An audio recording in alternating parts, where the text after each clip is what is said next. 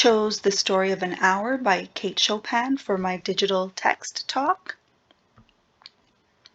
The Story of an Hour is a short story written by Kate Chopin, and it was first published in 1894. Chopin lived from 1850 to 1904. She's a female American writer, best known for her stories about sensitive, intelligent, and daring women. Her stories were well received during her lifetime. When they were first published, they appeared in some of America's most prestigious magazines, such as Vogue, The Atlantic Monthly, Harper's Young People, The Youth's Companion, and The Century. A few of her stories were also syndicated by the American Press Association.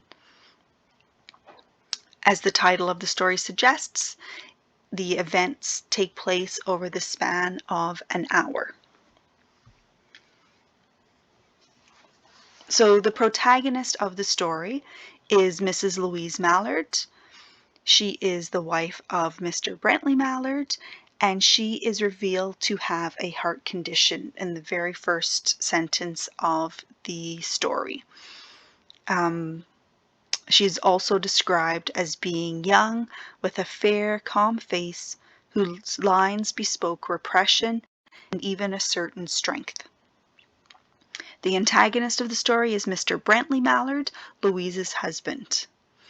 There are some minor characters in the story, such as Josephine, Louise's sister, and Richards, who is Brentley's friend.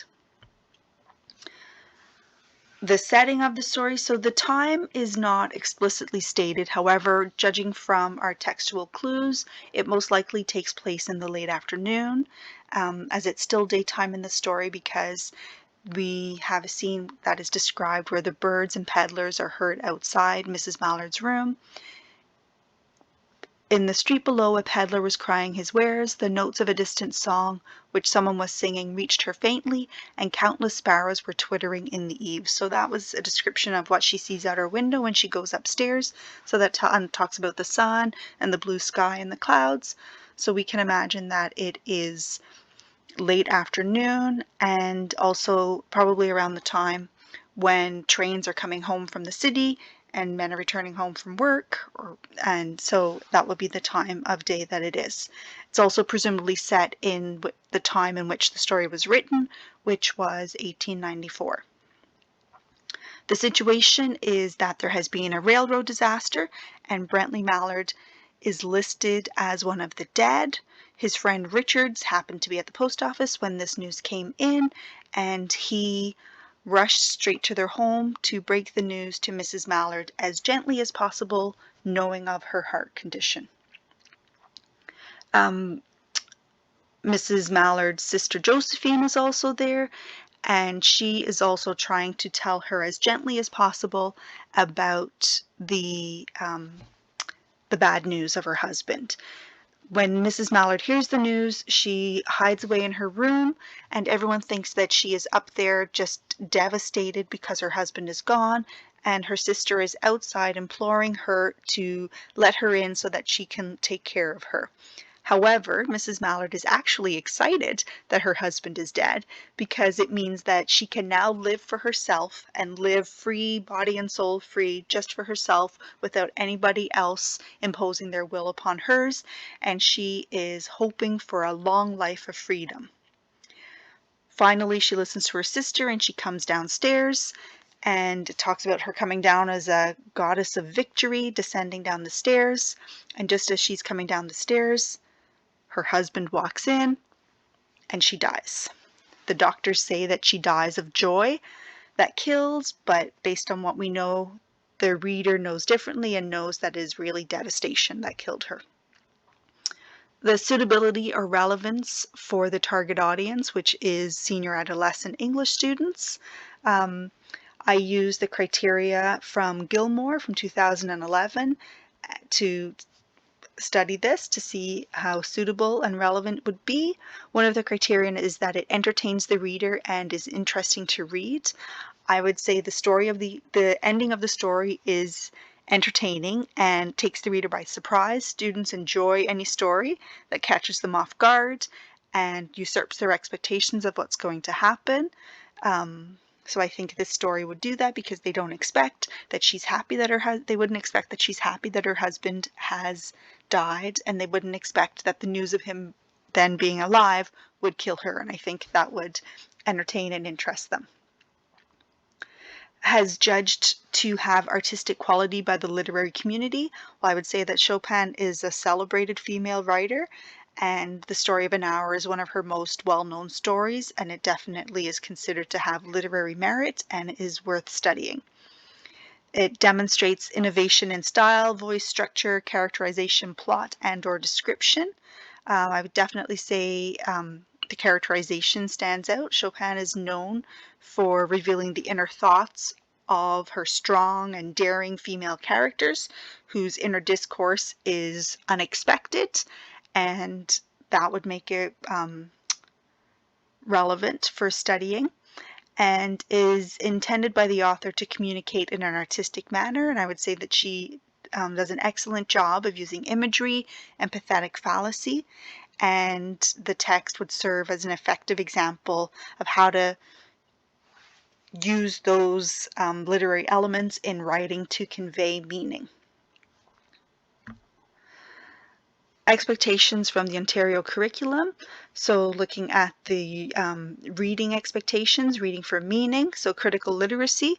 I think that this would be a great text to use to analyze through a feminist or historical lens for the students. I also think it's an excellent choice for examining text forms. So using and analyzing characterization, pathetic fallacy, irony, and how they are used to convey meaning. So I think that it would work for those expectations. The lesson focus, I would format my lesson as suggested by the Think Literacy Tips for Reading Literary Texts using the pre-reading, during reading, and after reading model. So for before we read, we would develop some background knowledge, talk about the title. What does the title suggest the story might be about? Does that give us any information? Talk about when the story was written, which is 1894, and what we know about life in that time period to try and build some background knowledge for us. We would also look at the vocabulary, use context clues to determine the meaning of some words that maybe the students would be unfamiliar with. So illumination, elixir, importunities, maybe words they're unfamiliar with that we should know before we delve into the text. During reading, I would model how to annotate a text and encourage the students how to annotate a text. Also, we would look at the information from how to annotate in your English class. Some examples of how I would do that. In the very first sentence, it tells us that she is afflicted with a heart trouble. So that leads to some characterization of Mrs. Mallard. She can't tolerate surprises due to her heart condition. Some further characterization when it talks about how she hears the news differently than other women have heard the news. So that maybe foreshadows that she is also going to have an overall reaction different than how other people have reacted to this. The phrase pressed down by a physical exhaustion maybe suggests that there is something else going on and makes us ask what else is going on, what else has happened. Is it related to her heart trouble? Is it related to something else? The trees were all aquiver with new spring life, so this is pathetic fallacy, and later on we would come back and maybe add to this note once we know how the story ended and talk about how this is foreshadowing how she is actually happy that her husband is dead, and it is representing the new lease on life that she is feeling when it talks about the delicious breath of rain and the birds singing and the new spring life, her new life without him.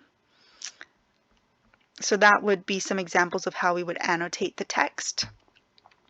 And then after reading, we would look at the characterization, protagonist, antagonist, describe the protagonist using evidence from the text, pathetic fallacy, the irony, use a feminist and historical lens to reread the text to see how that affects our interpretation and our understanding of the story and the characters.